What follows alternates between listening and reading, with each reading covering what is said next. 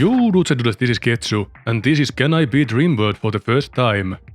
I spent about 3 hours meticulously packing, unpacking and repacking, because we didn't have enough sleeping bags. Mairo refused nutrient base like it personally offended her, and I, of course, forgot the persona core. Silver lining, I learned you should uninstall batteries that the game refuses to let you pack up otherwise. To kill time, I watched a passing trader group get into a domestic dispute with a bear. Another thing that was fun, you have to manually drain all the luggage of the animals before the game admits they exist. You can't simply pick up where you left, that would respect my time. By the time the caravan was ready, I was half convinced I'd need a degree in logistics just to survive packing for a trip. The crew dragged the animals as far from the unload spot as was physically inconvenient.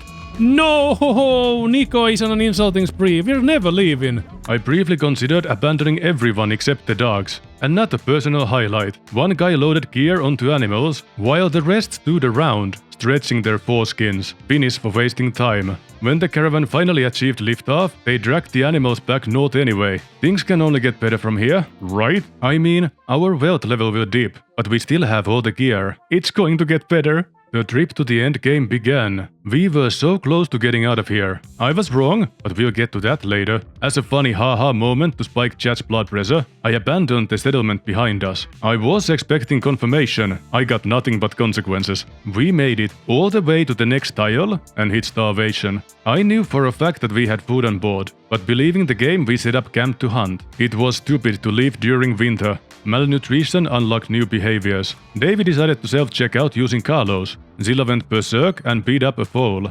Darkling and Piano tried giving up, and I almost joined them. Mairo went into a daze, not from hunger, but because she needed attention. A Lynx picked a fight, which became a convenient stress ball opportunity.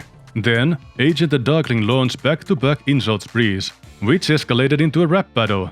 Which escalated into a fist fight, which somehow landed them in the corner of the map, and I'm not sure how they dragon boat their way over there. I did whatever I could to turn the emotional spiral into a spire. Mood? Bad. Damage? Unhealed. We had to leave anyway because the fun police were approaching. As we packed up, I discovered 81 meals hidden somewhere. 81! If we had that many, why the hell did everyone scream starvation? I was having about as much fun as playing through a quick time event boss fight with a steering wheel. It took us around 45 minutes to reach the ship. During that time, we brute forced an ambush and stopped at every friendly town to buy food, like panicked tourists before a snowstorm. Hostile settlements taunted me, much like the birds that keep pooping on my balcony, and I was ready to ruffle some feathers, but I held back. Despite all that, everyone arrived starving, angry, and ready to throw hands. Naturally, Randy welcomed us with a raid, the second we stepped on the map. The gang was in no condition to fight, so we tried to flee, but the game said, no, unload your 17 metric tons of horde chunk first. Then someone threw a tantrum, and I lost what little enamel I had left. Meanwhile, the raiders executed a galaxy brain maneuver and started destroying the ship. You know, that one thing everybody supposedly wants. So we fought them, and we won, easily. There was never any reason in being afraid of the inevitable. After the raid, I tried founding a new settlement, this time with a bold new focus on food. Step 1, slaughter all the horses. That was it. We were not leaving anymore. Except some tried. Deserters were either shot, beaten, or shot and beaten, depending on my emotional durability at the time. Yes, I was doing great mentally. A few people rejected civilization altogether and chose to become feral woodland cryptids. Taming them back was kinda fun, like rinsing your eyeballs with mouthwash fun. The 10% chance to turn aggressive fired so often I briefly checked if I accidentally booted up XCOM. Some colonists attempted to chemically exit reality. CJ chose death over sobriety. Mairo clocked out shortly after. And I feel nothing. Nope, it's fine. Did I mention the tantrums? Because there were tantrums. So many tantrums. Explosive, dramatic, attention-seeking. And somehow still fewer fistfights than expected. Somewhere in the middle, a medium psychic drone rolled in, and that delivered the coup de grace to what remained of any mental sanitation. Don't beat a dead horse, Rusty. Haha, hee-hee-ha. Llama showcased peak survival instincts by sleeping directly in the corpse dump. Val had the longest tantrum in recorded history, and made a mess so large, I briefly considered uninstalling IRL. How long is it going to last? Oh, there we go. I was about to ask. In positive news, on the way here we bought a cat, Ripley 2. We also picked up a female husky, which granted us puppies pretty soon. We needed those. Masterworks returned as the prison came online, and for the first time in a while, things got easier. Not better, just easier. Yep, the break risks are looking bad.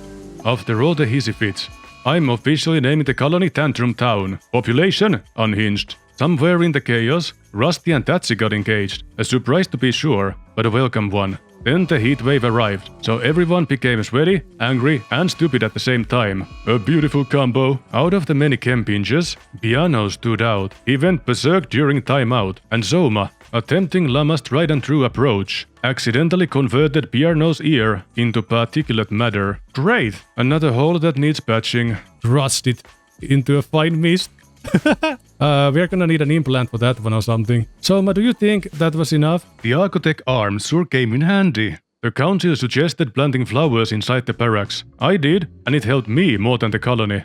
Normally, I let them break whatever they want for emotional release, but Soma headbutting high explosive shells was not covered in the self-care pamphlet. We built a new armory. I overdid it. There's only one season in Tantrum Town. We didn't need that many clothes. But in my defense, the last armory was so small it gave me stress damage. August 5th, Randy sent a little raid our way. Lianu and G-Bro were already busy role-playing the town name, so the timing felt appropriate. The raiders were wildly unprepared to face power armor at our wealth level. Perfect.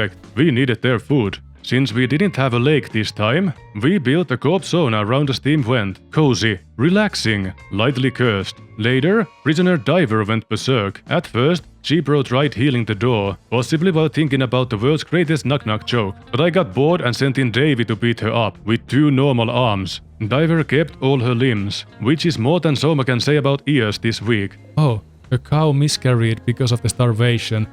Yep, animal starvation, nothing new here. While trading, I remembered. We owned a psychic suit pulsar. This realization happened twice. I did not use it. Could have solved some of our problems. Oh well. On the upside, Dragonborn 2 was born. And Lorenzo drew a party, which was very much needed for the morale. The party never ended in Piano's heart. Here we go again.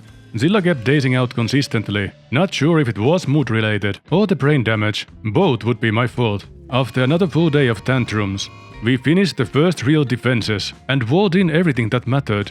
Diver joined the crew. Tatsy and Carlos beat each other up in the fields. I learned G-Bro uses a chunk of rock as a neck pillow, and Botrogo uses one as a weighted blanket. Warriors rest however they want. I went absolutely feral on farming, and for once, we weren't hungry. For now. Randy wrecked our feelings again with a drone. Did not help. But I finally remembered to use that pulsar. Did not help. During one of these episodes, Lorenzo smashed the ship's computer core. Yeah, might as well break some of those. The ship, we need to get out here. This idiot. The carousel of agony continued uninterrupted. After a failed chem pinch, Gilo immediately pivoted into Cobb's obsession the moment he was released from prison. Straight back in the cell. Speedrun any %. Speaking of Cobb's obsessions, it got so bad it became a tradition. It got to the point where I permanently sealed the graves, just to keep the bodies inside. Anyway, back to where we were. Lianu went berserk and started beating his current lover of the week. It took an entire squad administering repeated physical feedback to calm him down. Then, just 2 tantrums later, a toxic fallout slithered in. At this point I'm convinced it's just everyone's mood solidifying into weather. Trying to wall in and roof the colony while everyone is screaming and fighting was difficult. Right in the middle of that, the flu showed up. Just what we needed. The only fun thing left was counting agents' remaining toes. September 3rd, the Bastodians raided. We're getting raided by 70 people. Oh my goodness me. And to my personal delight, Prince was among them. I do wonder what they did with that absolutely beautiful armor. Then I realized where they were going. Wait, this was still open? Oh no! Okay, we are losing all of that now. I'm so glad I had all of this defense going on. Yup. As long as you're having fun, I guess. Are they destroying the ship? Yes, they are destroying the thing that everybody freaking wanted. Despite all the prep time, I am still me. Somehow, I messed up more, and we were forced to take the fight in the armory doorway. It wasn't ideal, but we won. They were still tribals, and we had power armor. It feels good to be wealthy enough to commit mistakes and get away with it. Soma, however, lost his ear in the scuffle. That's karma for ya. The crew celebrated their victory by making things as hard on me as possible. Lianu, looking for that high score, slaughtered the puppy, tried giving up, then went catatonic. Finally. Peace. At least he won't be killing any more puppies. Then the universe hit shuffle. Mad ostrich, hay grass blight, Kempinch, G-Bro got molested by the ostrich I forgot about, another tantrum. Soma got addicted to Ambrosia because my hands were busy facepalming. G-Bro killed an albino bison, and Rusty went catatonic. Those 2 days after the raid were exceptionally busy. And then the bat goblins showed up. Of course, they came in via drop pods. Of course, they landed in my crafting room. Don't worry, I wasn't upset or anything. I am the master of my emotions. But Roko threw a tantrum and rage quit the fight before it started. After trashing my crafting room, the goblins exited through the AC, of course, and fired a rocket launcher into my prison. G-Bro and Leonu got shredded, and one husky got that permanent retirement. Some folks were trapped in the mines and couldn't join the main force. After mowing through my dogs, the butt pirates decided to kidnap whoever they could on the way out. Unfortunately for them, this was the exact moment we finished gearing up. We stepped in, we raised them. Even the huskies got revenge. One of them personally executed a raider on the side. Amazingly, nobody died, except for the doggies. Tragic. Because the prison was freaked, I couldn't protect people from addictions. Thanks to the Bastodians nuking our power, we ran out of meals because we couldn't cook. A nice addition to the issues pile. Then G-Bro got an infection. We couldn't treat him properly, because the game is really particular about what you're allowed to do and when. To care for G-Bro, he needs to be on a prison bed. So we rebuilt the prison at record speed, while G-Bro politely tried not to die. Somewhere along the way, multiple colonies almost died of the flu I had completely forgotten about. Next, Chilo was about to provide more animal care. Luckily, our prison was patched just in time. I took a brief mental health break at the cop sauna. I don't know what the dogs have done to my colonies. Toxic fallout stuck around for about a week before finally getting bored and leaving on September 7th.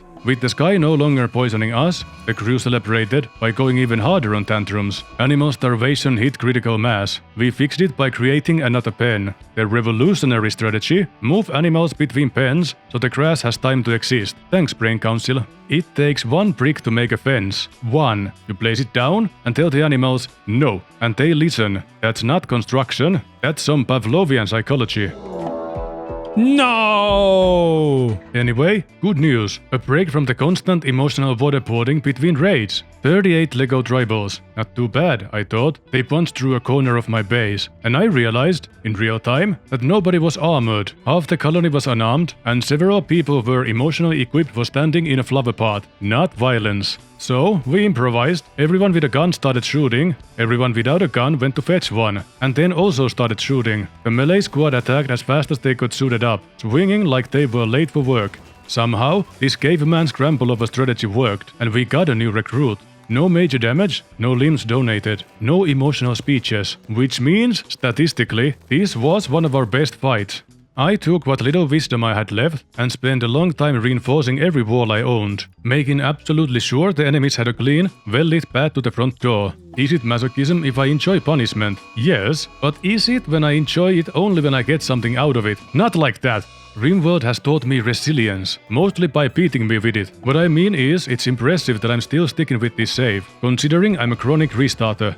Then Agent's brother, Nab, wandered into our lives. Among the things that could happen next, our 12-year-old husky had a heart attack. We were out of meds. This is where I felt true despair. The kind that sits down next to you and doesn't say anything. Luckily, Astor performed emotional CPR and massaged reality until the dog decided to keep living. Veterinary science is fake, and I will not be taking questions. Chilo died of infection because I forgot to babysit the doctors. Luckily, we had a fresh replacement body waiting in the roster. Crazy also rejoined the colony. Welcome back. Sorry in advance. Leonu and G-Box had a rap battle. No winners. Several emotional casualties. We lost relations with the Maycom Covenant because one idiot decided feeding a cougar was a good idea. Rusty and Tachi got married for good mood. Our cat, Ripley, hunted a hare. I was unreasonably proud. Finally, someone put their weight. And then it was back to my natural state, fighting my own colony for control of the steering wheel, while Randy laughs from the passenger seat. 10th of December, a trash ship fell from the sky. Boom! Nobody hit it! My best shooters! We powered them down with snipers, as you do. After that, I went back to my new main hobby, interior design under duress. I floated on the living quarters development, trying to force shut the chapter of tantrums. Temperature control and comfort improved. The Sims mindset wasn't enough. December 14th, infestation. And yes, right next to my batteries. Again, at this point I'm convinced insects can smell electricity. Or maybe just my suffering. While most of the colony prepped for violence, Webb walked around, buffering, because that's what he does. We relocated the batteries away from the future crime scene, because we've learned a little sometimes. Anyway, just in time for Freezer Day, the crew popped those ugly gift wrappings like bubble wrap. I went back to micromanaging morale, walls and vibes, trying to improve the quality of life for my unpaid interns. And fight! One of the huskies killed a mega scarab, which was when I noticed there were still hives hiding under the dump room chunk. So, congratulations everyone, this round is also on me. Good job, gang, you're free. After that, we got a new set of lovers. Year 5511 began, and the focus resumed to building, luxury and comfort as the target, so people could shut the frick up about tantrums already. Social fight! Oh, the octagon is back, everybody! Not long later, a blight hit the fields. Then a butt goblin crashed his pod inside our compound. Cool, a new recruit. A quick tantrum later, renovations were finished. 2 storages got expanded, and the barracks got repurposed into a crafting room. I sprinkled some turrets in what I call key positions, hoping enemies would stop trying to headbutt my walls like drunk goats. My comfort machinations worked. By 10th of April May, only Webb was crying anymore because of his dead son, but he'll calm down in a few days once he realizes you win some and you lose some. That called for celebration. Morale soared. IQ stayed the same. Following that, I got sick of my idiots using Glitter World medicine for paper cuts, thanks to the frequent prison carousel, which kept defaulting the medicine setting. So I dug through the menus, found the setting, and felt like I just unlocked forbidden knowledge. Could have been useful early on, holy heck. The colony reached a healthy equilibrium. Sven joined the colony. I'm not even attempting to pronounce that name. The animals couldn't catch a break, but they kept catching illnesses. Webb downgraded to minor breakdowns, and we carpeted the rec room. August 5th, yard work. From there, we improved the crafting room. I'm not colorblind, I swear. Then Lianu and Llama broke up for whatever reason. Just as I thought tantrums were handled, the Legos rained in all over the place, like plastic hail with intent. Butt munches. I hope the ground didn't hurt too much when their bodies hit it. People saw some bodies, so now everyone's mad again. A life without pain isn't an illusion worth experiencing. Lianu lost his remaining arm in the scuffle, and post-battle, his wife disconnected. He'd now lost his wife and both lovers. Unable to handle it, he started getting in on everybody's business, even going as far as fighting a prisoner unarmed. There goes the dumbest man I've ever known. There was another potential prisoner, but she was a pyromaniac. We kissed her boo-boos and let her figure it out from there.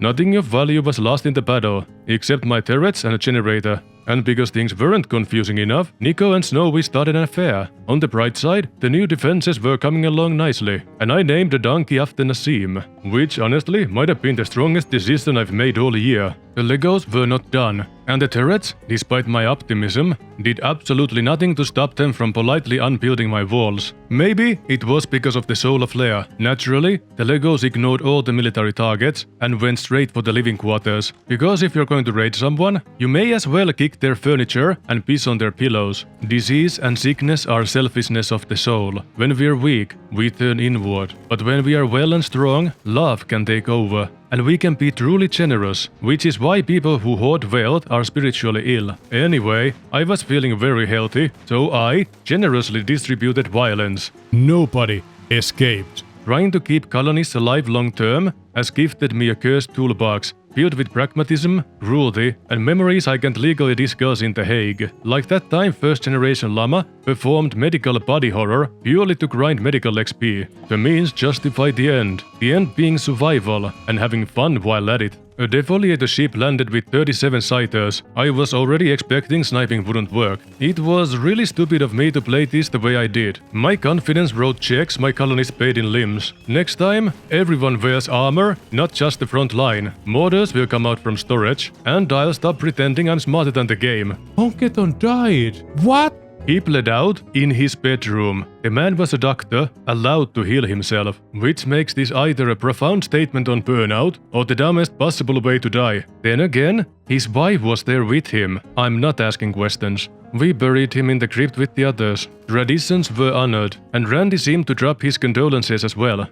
Soma collapsed on the top of the things already going wrong. He lost a leg in the battle and ran out of steam. The adrenaline left and exhaustion clocked in for its shift. I took a break at Coop Sauna, listening to the vent hiss, pretending that counted as self-care. Then the tantrum started pouring. I attempted to close that tab by introducing lavish meals, and shockingly, good food makes you feel good. The more you know. Progress.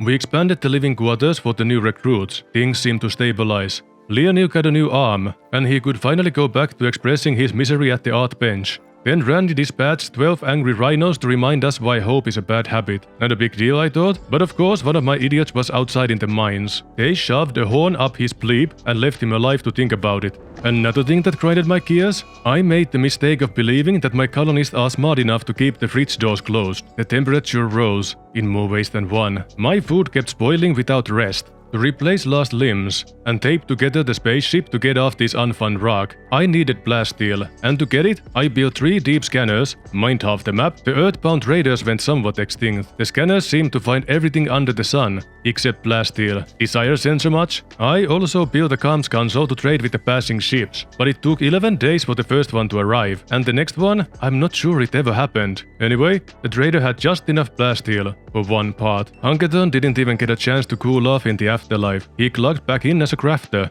like he always wanted. I tried throwing paint at my problems, but the new carpets did not stop the unchecked emotional collapse. December 9, 5511. The deep range laggers finally found plasteel. I was excited. Did we mine it? Absolutely not. Randy doesn't let you have nice things uninterrupted. First, Rainer paid us a visit. They brought sappers, but for once, my defenses worked, and the field survived. I felt like I got this one in the bag.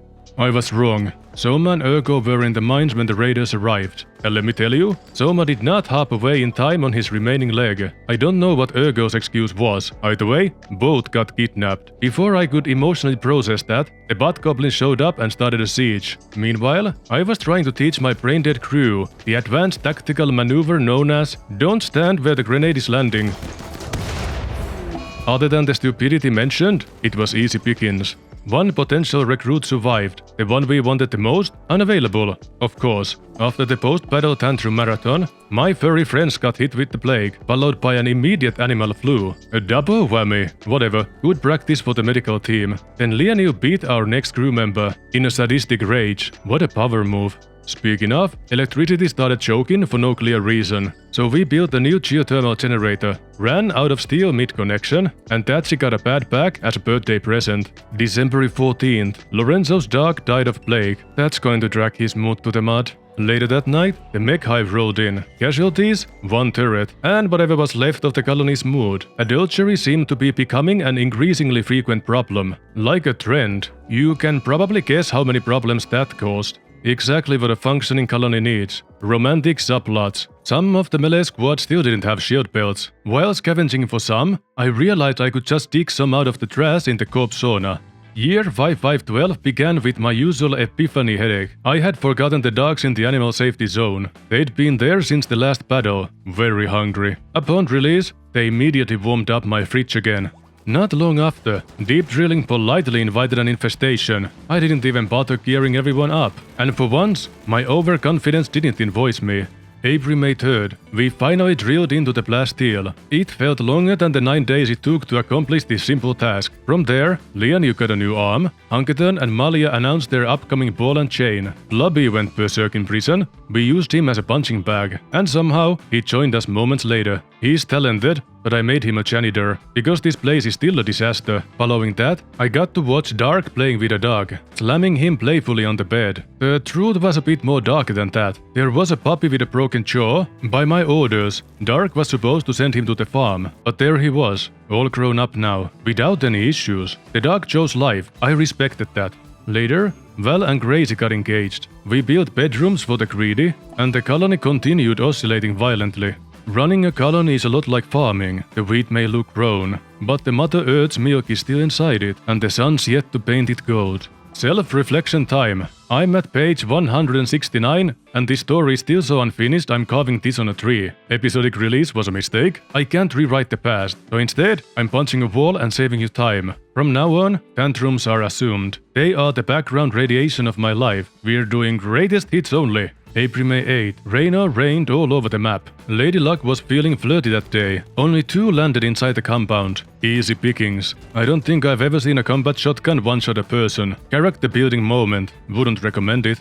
The second guy lived long enough to regret it. The rest kindly stress-tested Front Gate 2.0. It passed. I tried to fit survivors into prisoners, but apparently the rules changed. I thought there was a pattern there. Unfortunate. The very next day, mechs. 3 layers of walls bought us just enough time to suit up for the beat and greet. A solid display of teamwork later, they were scrap. 4 EMP launchers helped. That gun still opens the locked emotions folder. Imagine having the flu. Now add gut worms. Running nose, vomiting, diarrhea. The deluxe package. Been there actually. Not fun. No, I didn't have worms. Because we had to bury Totrosa, the crypt was still open. Naturally, Nico took that chance to dig up a corpse. Of course she did. I spent days keeping flu patients alive. After turning so many things into axe-flavored pizza toppings, Carlos lost the battle to the virus. My 3 almost maxed out medical experts were apparently decorative. I was nettled. Nico went wild next, but we tamed her before Front Gate 2.0 could eat her. Jugust fought,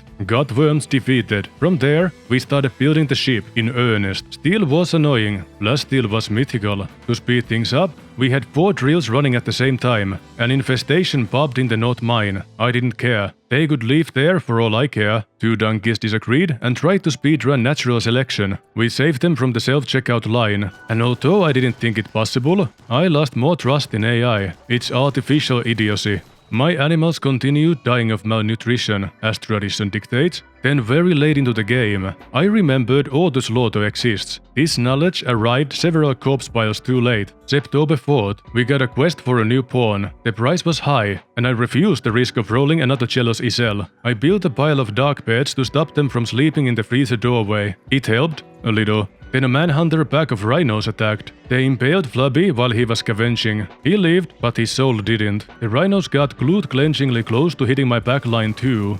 Auto doors were installed shortly after. Ship progress stalled because plasteel, so I threw bricks at the defenses instead. Side note, when you have as many dogs as I do, they make a formidable hauling team. Oh, so many doggos.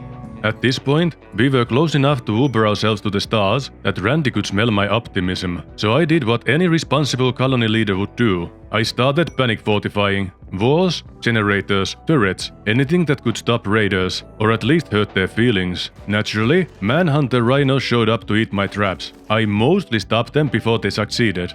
Then, for the first time in a while, the desire sensor malfunctioned. Plasteel. Actual, honest to Randy plasteel. We got raided shortly after, just to keep expectations grounded. But once that was over, things slowed down. Mining, crafting, ship parts going up. It almost felt calm. That feeling was the betrayal. A fox auditioned as a villain of the week. A husky puppy stepped on a mine. Despite the game insisting animals can smell them when calm, I've decided the tooltip was lying to me personally. The next day, a defoliator ship landed. Around the same time, I built the most luxurious prison cell I've ever created. Apparently, happy prisoners convert faster. The more business-savvy chatters kept telling me this for months. It only took almost the entire run for me to listen. An infestation growed out in the fields. Some animals were turned into prospecting meals. Some were assisted by friendly fire. But you're not interested in that. You want to know what happened to the mechs. They were still on standby. I babysat the lawnmower from hell. Because if my maxed out shooters accidentally detonated it, my snipers would become bullet cushions. That didn't happen. Lou joined the colony, which was great. I needed more janitors. I had sworn off assembling human parts in favor of ship parts. If I didn't, I meant to. Anyway, I changed my mind. After that, I discovered a plasteel vein in the corpse sauna, which is a sentence you probably did not expect prior to this story. We repurposed the sauna vent, started mining, and suddenly production actually moved. Sometime after, Lama and Davy got married. Even Lianil and Lou became lovers. Considering Lianil's romantic resume, I'm watching closely. I built a 4th fabrication bench because patience is missing from my character sheet. Lightning killed a baby goat, the ship kept building, and I finally used the persona core and stopped living in fear of accidentally selling it to the bulk goods trader. A transport pod delivered a new builder, an absolute keeper. Refer back to the impatience. Then Husky Puppy number 39 got eaten by a cougar. Not Husky Puppy 39, he was my favorite. Mad rhinos must be a regional thing. The mechs raided next. I stopped bothering telling the Huskies to hide. They played the game like a renewable resource, which was tragic, but solved the food problem. Val paid the price for my faith in armor. Val died. Val got eaten by the Huskies. The circle of life, the circle of death. Tomato, potato. Gracie broke after that, so I put her in cryosleep to cool off. Side note, watching people crawling for safety is always amusing. Why do they want to live so badly? Are they having fun? Astur and Tatsi had a social fight. Astur, who cannot violence, lost violently. Gallegos got new legs. I had to use the spare parts for something, right? August 14th, 5513. By the time the ship was finally ready, Lightning had personally assaulted half the colony, which felt appropriate. Each engine was designed to point in a way that would make the ship spin, like a Beyblade, like in that anime. You know the one. What was it again? It has Beyblades in it. Then it was time for the holy trinity of late-game coping mechanisms. Defenses, armor, and last-minute optimism. Not long after, the Bat Goblins raided, despite the Huskies heroically buying me time with their lives. I didn't reach the first defense live fast enough. Then they walked straight into my armory, because I forgot to close some doors. You'd think I knew how to avoid such mistakes by now, but no. We chased them to the edge of the map like angry substitutes on a school field trip. I picked 3 prisoners without check-in. Only one of them was recruitable. Good thing I was still willing to recruit. You'll see why. Next, prisoner Price went berserk. She fell unconscious before making it through the door. Good for her. I was ready to shoot the unwavering problems. We built an autocannon turret, then a uranium slug turret, which later turned out to be an excellent teacher. I encased the batteries, just in case enemies got behind us while the ship was starting. An infestation showed up. I planned to ignore it, but they made themselves my problem. And Hunk decided he doesn't want to help? Latch joined the colony. Perfect timing. Every warm body counts now. We gave her a bionic leg to replace the one we misplaced. Then the Huskies got the plague. It's okay, we had more. Okay, that may as well happen. September 11. We started the ship's reactor hibernation recovery sequence. 15 days left. Turns out the ship we built ourselves needs the same recovery sequence. Amazing.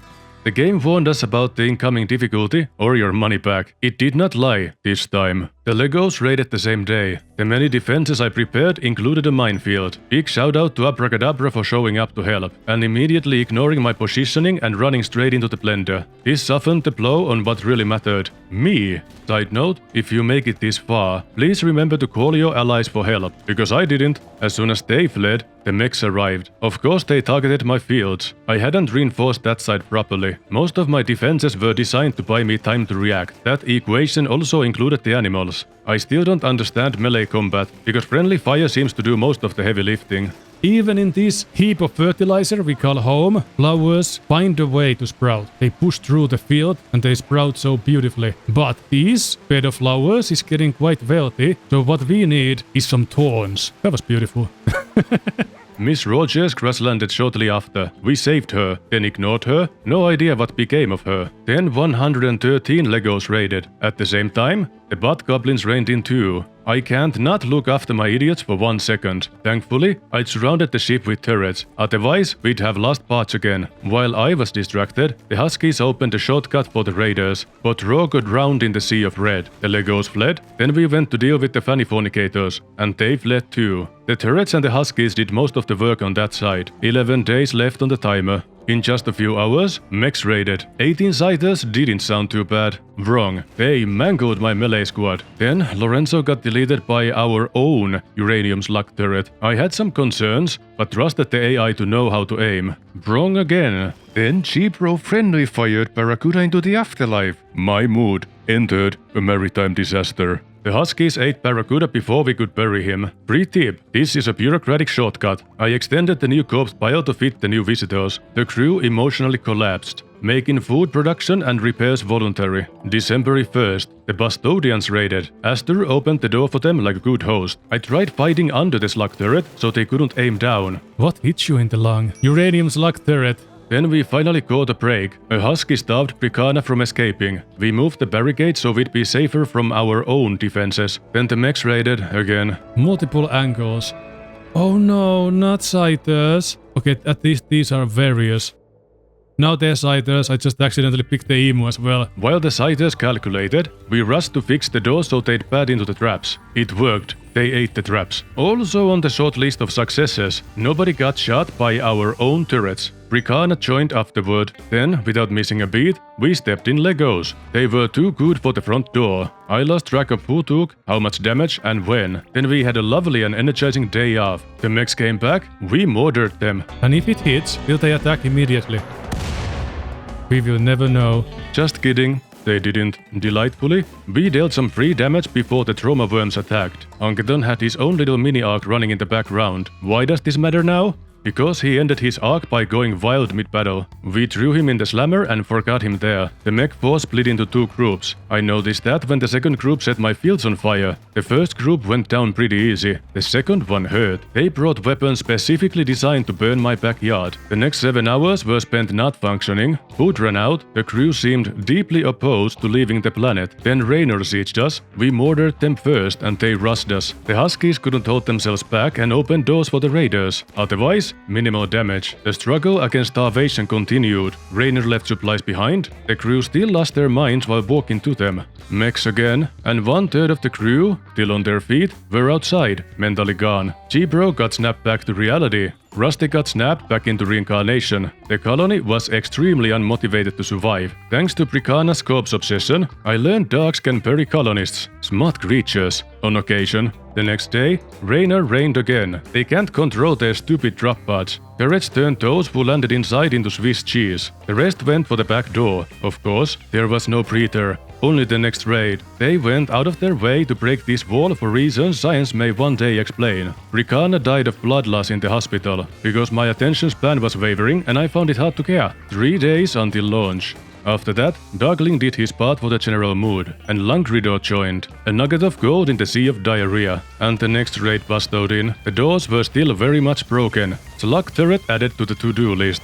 We had no way of easily recruiting back Honkaton, and he clearly didn't want to leave the rim. His adventure wasn't over yet. We let him go, naked and strong. Yeah, even if we tried, we are not gonna get another prisoner join us in 1.6 days. Okay, what was that? Oh, you found a trap!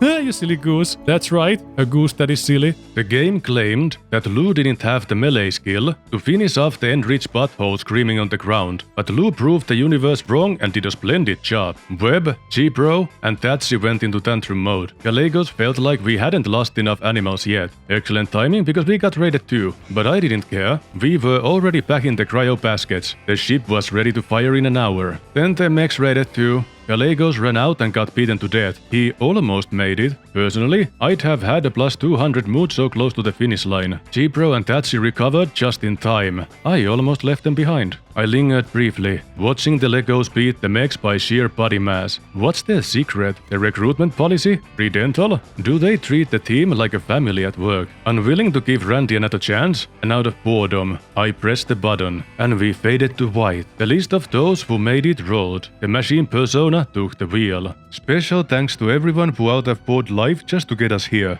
After the credits, I watched the Legos burn down their own store. I got sick of listening to the sounds of Huskies biting it, and that was it. We won! And that's it for this time, folks. Holy heck, that took a long time. Around 4 months. Now I understand why people just survive a specific time instead of beating the whole game. I'm also looking forward to doing some challenges. My brain is all about them challenges. That's why I consider myself mentally challenged. Do the engagement things if you want to help out. Feedback is always welcome. Thanks for watching. See you next time. Take care now. Bye bye then. Have a wonderful day.